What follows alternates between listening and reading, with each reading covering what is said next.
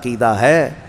علم غیب جو حضور صلی اللہ علیہ وسلم کے لیے ہم مانتے ہیں، یہ لوگ کہتے ہیں یہ سنی بریلوی سب شرک کر جاتے ہیں۔ رسول کے لیے بھی غیب کی خبر، غیب کا علم مانتے ہیں کہ اللہ عالم الغیب والشہادہ ہے۔ رسول کیسے عالم الغیب ہو گئے؟ میاں یہی تو سمجھنے کی بات ہے کہ ہم یہ نہیں کہتے کہ رسول بھی اللہ کی طرح علم غیب رکھتے ہیں، نہیں، ہم یہ کہتے ہیں اللہ جسے چاہے جتنا عطا فرمائے، اور اس نے اپنے رسول کو بے حساب عطا کیا، یہ قرآن میں ہے، تو تمہارا اور میرا جھگڑا کس بات کا؟ اللہ کی عطا پر ہے، اللہ کی عطا پر جھگڑا کرو گے؟ تمہیں یہ ماننا ہوگا۔ ہاں اگر کوئی یہ کہتا ہے کہ نہیں رسول کا خود کا ذاتی علم ہے تو اس کو کہو کہ گمراہ ہو گیا یہ شخص، ہم اس کو نہیں مانتے۔ رسول پاک صلی اللہ علیہ وسلم کو ہو یا دنیا میں کسی بھی شخص کے بارے میں تم اگر یہ مانتے ہو کہ اس کی خود کی حاصل کی بھی طاقت ہے، ہم اس شخص کو کہتے ہیں کہ یہ شرک کی طرف جا رہا ہے۔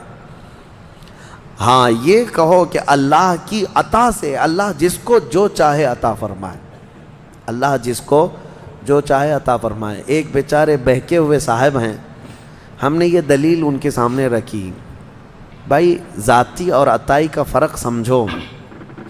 ذاتی اور عطائی، ذاتی کا مطلب اللہ کی جتنی طاقتیں ہیں وہ اس کی خود کی ہیں، اس کو کسی نے دیا نہیں ہے، اور رسول کو جو کچھ بھی ملا ہے وہ ان کی خود کی نہیں ہے بلکہ یہ اللہ کی عطا کی ہوئی ہے، اللہ کی۔ بات سمجھ میں آئے؟ وہ صاحب جو ہے وہ بھڑک گئے اور کہا کہ یہ سب فرق آپ نے پیدا کیا ہے، اس کا مطلب یہ ہے کہ اللہ جسے جو چاہے وہ سب دے گا۔ کہا اس میں تمہارا اور ہمارا اللہ مشورہ نہیں لے گا کہ کس کو کیا دینا ہے۔ کسی کو علم سے نوازا، کسی کو دولت سے نوازا، کسی کو صورت سے نوازا، کسی کو سیرت سے نوازا، وہ جس کو جو دینا چاہے۔ جب وہ کائنات میں اپنے محبوب کو بے پناہ علم عطا کرتا ہو تو تمہیں جھگڑا کس بات کا ہے؟ تو ان صاحب نے ایک چبھتا ہوا سوال یہ کیا، اچھا تو آپ یہ مان لیں گے کہ اللہ جس کو جو چاہے وہ عطا کر دے گا، تو پھر ہو سکتا ہے کہ اللہ اپنی طرح دوسرا اللہ بھی بنا دے کسی کو۔ کہاں کی بات کہاں لے جا کر کے فٹ کر رہے ہو؟ ہم نے پوچھا کہ اپنی طرح اللہ بنانے کا مطلب کیا ہے آپ کا؟ اپنی طرح ایک خدا، اور یہ ایتھسٹ لوگوں کا سوال ہے جو ملحد ہیں۔ ہم نے ان سے کہا کہ ٹھیک ہے، آپ کہنا کیا چاہتے ہیں؟ یعنی اللہ دوسرا خدا بنا سکتا ہے، یعنی دوسرا خدا؟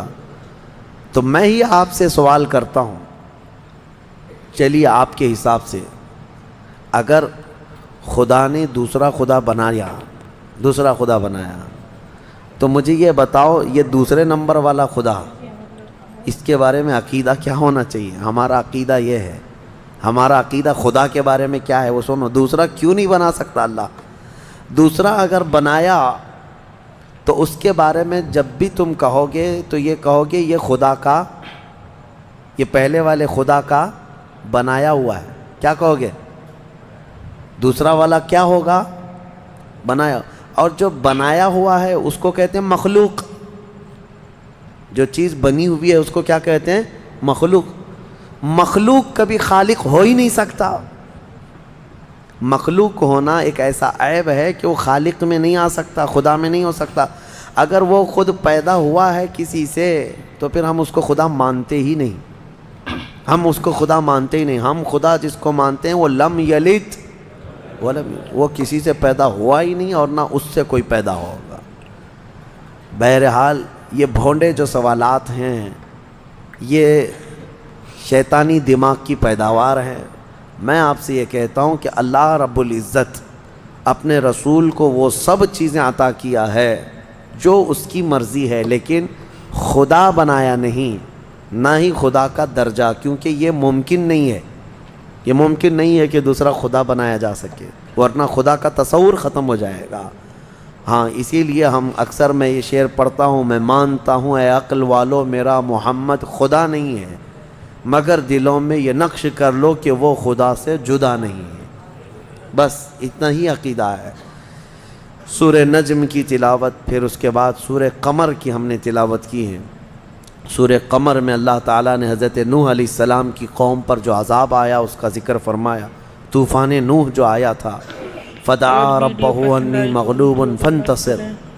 حضرت نوح علیہ السلام یہ وہ نبی ہیں جن کو اللہ نے 950 سال کی عمر عطا کی. کتنے؟ 950 سال. اور وہ تبلیغ کرتے رہے. 950 سال کوئی چیز ہے؟ آپ اندازہ کر سکتے ہیں. اور 950 سال تبلیغ کرنے کے بعد ان کی تبلیغ سے صرف 80 لوگ ایمان لائے تھے. ان کی بیوی بھی کافرہ تھی، ان کا بیٹا کافر تھا، وہ ایمان نہیں لائے. مایوس ہونے کی ضرورت نہیں میرے عزیزو. یہاں جمعہ 8 دن ہوتے ہیں دعوت دیتے ہوئے لوگوں کو، اور پھر تھک جاتے ہیں. ہماری تو کوئی سنتا ہی نہیں ہے. وہ 950 سال تک تھکے نہیں اللہ کے نبی. دین کی دعوت ایسا نہیں ہے کہ تم سوچتے ہو ابھی میں دعوت دوں ابھی فوراً یہاں اثر ہو جانا چاہیے. انگریزی دوائیوں کی طرح سمجھتے ہو، ادھر گولی دیا ادھر بخار اترنے لگ جائے. ہاں، دعوت، دین کی دعوت، ایمان کی دعوت، اس میں وقت لگتا ہے. نبیوں میں بھی اللہ کے رسول صلی اللہ تعالیٰ علیہ وسلم کی دعوت جب شروع ہوئی تو کیا مکہ میں جب آپ نے اعلان فرمایا تھا سینکڑوں لوگ آ گئے تھے. پورے مجمع سے ایک 9 سال کا بچہ، وہ بھی حیدر کرار، ایمان لائے. عورتوں میں حضرت خدیجہ آئیں. دھیرے دھیرے دعوت بڑھتی گئی ہے. دین کی باتیں آپ دوسروں تک پہنچائیں، اچھائی کا حکم دیتے رہیں، اور مایوس نہ ہوں کہ میری کوئی سنتا نہیں. وہ اللہ کی مرضی ہے، جب ان چاہے ان کے دلوں میں بات ڈال دے گا. تم اپنے کام جاری رکھو. 950 سال کے بعد حضرت نوح علیہ السلام نے عرض کیا کہ مولا میں مغلوب ہو گیا، تو مدد نازل فرما. تو اللہ تعالیٰ نے فرمایا ٹھیک ہے نوح، تم ایک کشتی بناؤ، کشتی بناؤ، ہم دنیا میں پانی بھیجنے والے ہیں. یہ اللہ کے نبی کو معلوم تھا. حضرت نوح علیہ السلام نے اپنی قوم کو ڈرایا بھی کہ اللہ کا عذاب آئے گا. وہ مذاق اڑاتے تھے حضرت نوح علیہ السلام کا، بہت مذاق کرتے تھے.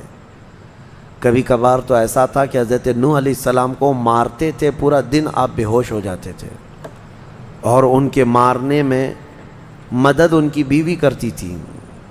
کافروں کو حضرت نوح علیہ السلام کی خبر دیتی تھی، مدد کرتی تھی. بہرحال حضرت نوح علیہ السلام نے کشتی بنانا شروع کیا. وہ اتنی بڑی کشتی تھی لکڑی کی جس کو عام طور پر ڈھکیل کے بھی لے جایا نہیں جا سکتا تھا. وہاں کوئی آس پاس سمندر اور ندی بھی نہیں. اس پر بھی لوگ مذاق اڑانے لگے کہ خشکی میں اتنی بڑی کشتی بنا رہے ہو، اس کو اٹھا کر سمندر تک لے جاؤ گے کیسے؟ انہوں نے کہا اس وقت بھی کہ آ جاؤ میری کشتی میں، اگر اللہ کا عذاب آیا تو تم سب ہلاک ہو جاؤ گے. وہ سب مذاق اڑاتے تھے. کون سا عذاب؟ کیسا عذاب؟ تو پھر اللہ فرماتا ہے فَفَتَحْنَا أَبْوَابَ السَّمَاءِ بِمَاءٍ مُنْهَمِرٍ، ہم نے آسمان کے سارے دروازے کھول دیے پانی سے. وَفَجَّرْنَا الْأَرْضَ عُيُونًا، اور پھر ہم نے زمین کو پھاڑ دیا کہ زمین پانی اگلنے لگ گئی. فَالْتَقَى الْمَاءُ عَلَى أَمْرٍ قَدْ قُدِرَ، پانی بڑھتا گیا اتنا کہ آسمان سے بھی برستا تھا، زمین سے بھی نکلتا تھا. میرے عزیزو، آپ نے تو ممبئی میں باڑھ دیکھی ہے، سیلاب دیکھی ہے. یہاں پانی جب بھر جاتا ہے تو موت گلے تک آ جاتی ہے، خوف طاری ہوتا ہے. یہ تو ہلکا پھلکا پانی، 1 مالا ڈوبا ہوگا، کسی کا 2 مالا. لیکن وہ نوح علیہ السلام کے زمانے میں جو طوفان آیا، زمین کا کوئی پہاڑ بھی باقی نہیں تھا، اس کے اوپر پانی جا چکا تھا. زمین پر کوئی پہاڑ بھی باقی نہیں تھا.